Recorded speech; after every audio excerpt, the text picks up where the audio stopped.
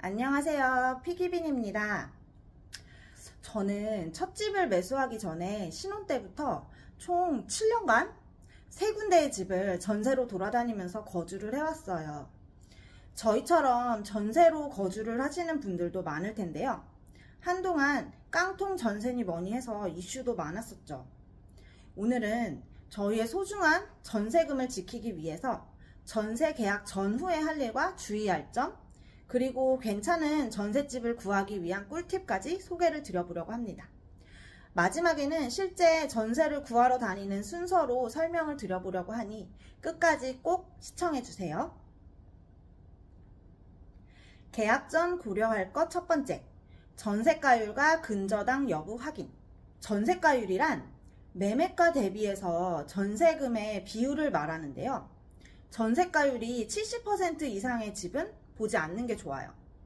즉, 매매가가 만약에 10억이면 전세금이 7억 이상인 집은 보지 않는 거예요.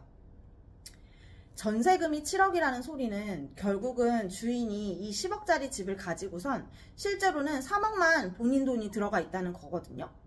거기에다 근저당, 즉 대출까지 잡혀 있다면 이 집은 실제로는 거의 빚으로만 이루어진 집이라는 거죠.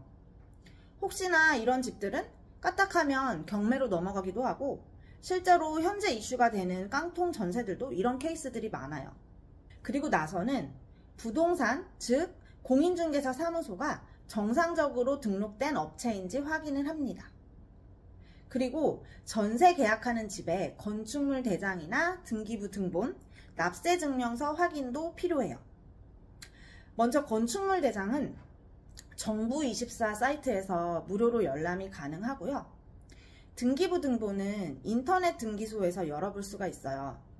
이거는 확인하는데 소액의 돈이 드는데 열람만 하면 700원, 그리고 오프라인에서 발급을 하려면 1000원의 수수료가 듭니다. 그러면 등기를 떼셔서 살펴보시면 되는데요. 간략하게 등기부 등본을 살펴보는 법도 설명을 드릴게요.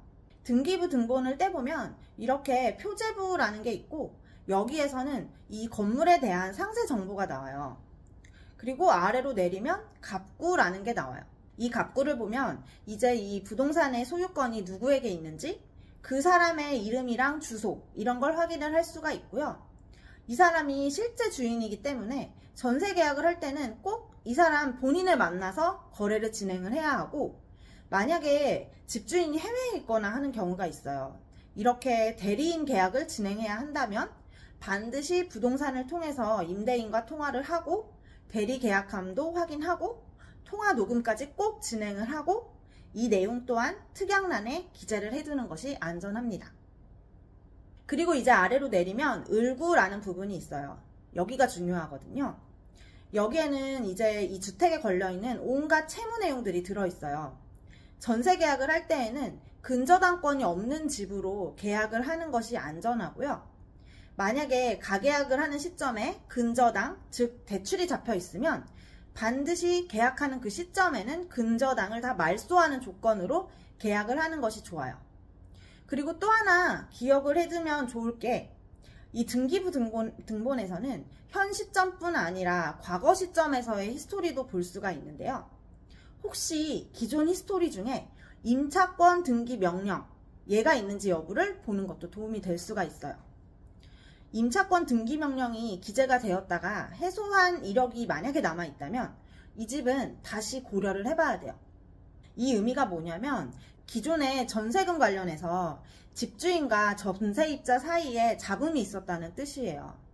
집주인이 보증금을 제때 돌려주지 않아서 전세입자가 집주인을 상대로 임차권 등기 명령을 내렸었다라는 기록이고요. 그러면 이 집은 웬만하면 그냥 피하는 게 좋겠죠? 굳이. 그리고 마지막에 납세 증명서는 집주인이 세금을 잘 내고 있었냐 이걸 확인하는 기록이에요. 그래서 이거는 집주인에게 요청을 하시면 집주인이 아마 떼서 보여주실 겁니다.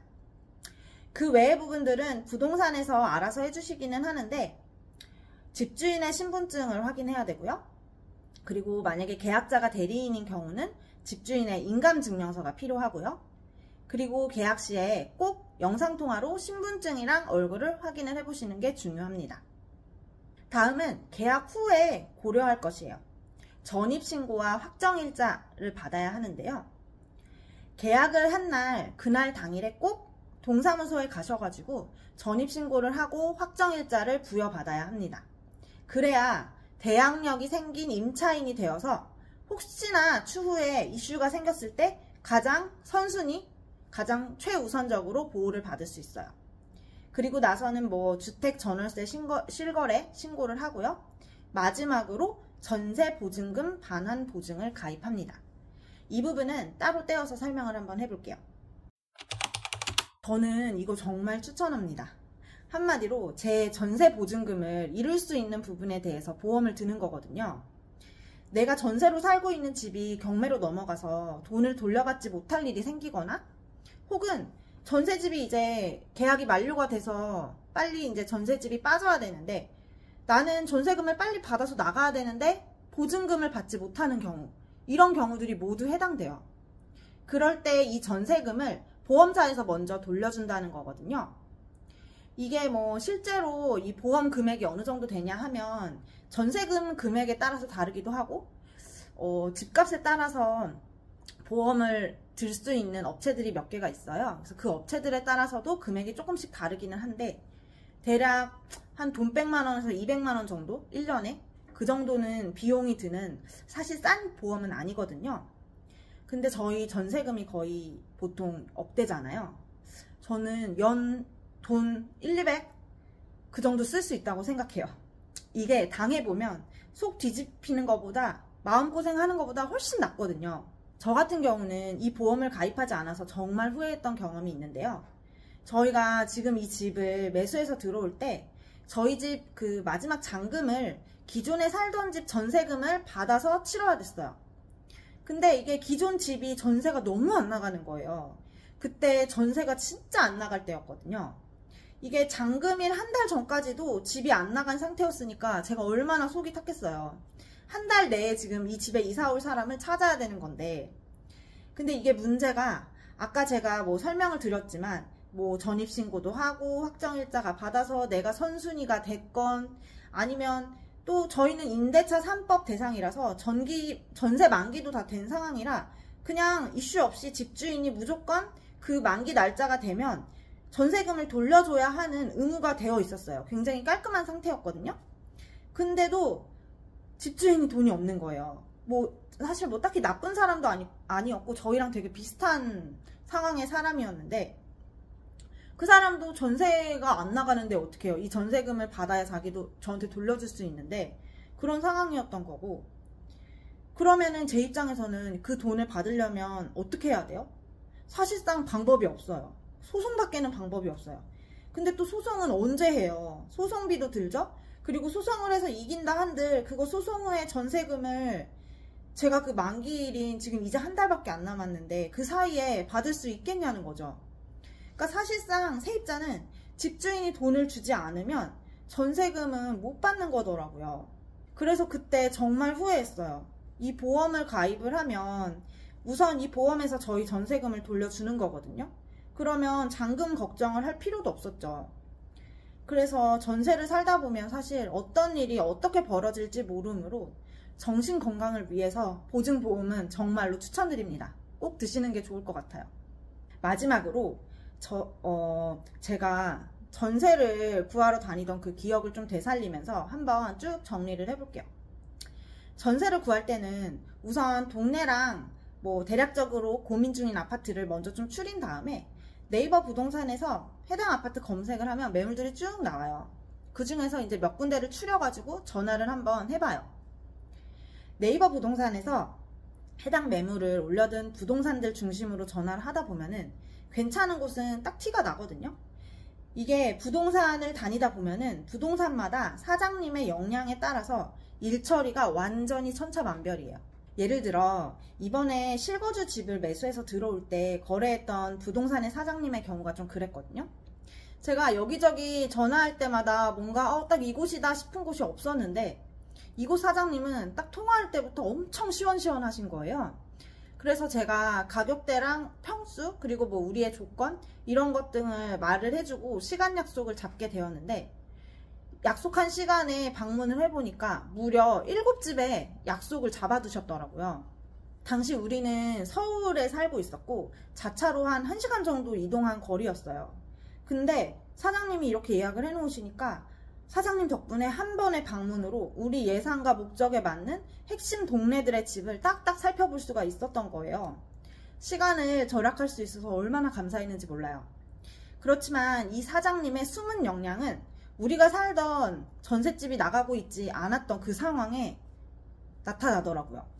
혹시 전세가 안 나갔을 경우를 대비해서 대출 방법도 좀 적극적으로 막 알아봐 주셨고요. 그때는 대출이 정말 안 나올 때거든요. 그리고 또 뭐 한편으로는 매도자께 연락을 해서 여러 가지 막 제안도 해주시고 적극적으로 방법을 좀 찾아서 노력을 해주시는 모습에 아, 이게 위기일 때 실력이 진짜로 드러나는구나 라는 생각이 들더라고요. 사실 처음에는 모르는 부동산에 전화해서 이것저것 물어본다는 게 정말 어색했어요. 그렇지만 하다 보니까 이것도 익숙해지더라고요. 발품을 파는 것도 중요하지만 똘똘하게 부동산을 한번 이용해 보시길 바랍니다. 마지막으로 전셋집을 볼 때는요, 대충 분위기만 보지 마시고요, 몇 가지 포인트들을 꼭 보세요. 벽지는 상태가 어떤지, 그리고 바닥은 마루인지 장판인지, 싱크대는 새로 한 건지 연식이 좀 있는지, 화장실은 고친 건지 아닌지. 이게 집을 대충 보고 나오면 하나도 기억이 안 나거든요. 여러 집들을 저희가 막 보잖아요. 그래서 기억도 되게 헷갈리고 분위기만 보고 나면 깔끔했네, 여긴 좀 별로였네, 이 정도만 기억이 남고 세세하게 생각이 나지 않아요. 그래서 딱 기억이 될 수 있도록 몇 가지는 정확하게 기억을 하는 게 좋고, 양해를 구해서 만약에 할 수 있다면 사진도 좀 일부 찍어두는 것도 좋아요. 집을 고르고 나면은 대체로 날짜 조율을 먼저 하고 서로 계약을 하자 이렇게 구두 협의가 되고 나면 가계약이라는 걸 하죠. 실제로 계약을 하기 전에 한 1,000만 원 정도를 미리 보내가지고 그 물건을 잡아두는 형태를 말해요. 그리고 나서 실제 계약이 진행이 되게 되고요. 실제 계약은 이사하는 날 당일에 부동산에서 진행이 돼요.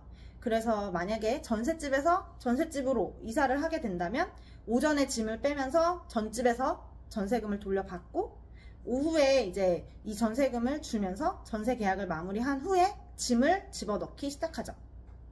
어느 정도 짐 정리가 되고 있을 때는 얼른 동사무소로 이동을 해서 전입신고하고 확정입자 받고요. 그리고 나서 천천히 전세금 보증보험도 가입을 합니다. 어렵지 않죠? 잘 알아보고 계약을 하셔서 안전하게 전세 계약하시기를 바랍니다. 그럼 오늘도 시청해주셔서 감사드리고 구독과 좋아요도 부탁드립니다. 감사합니다.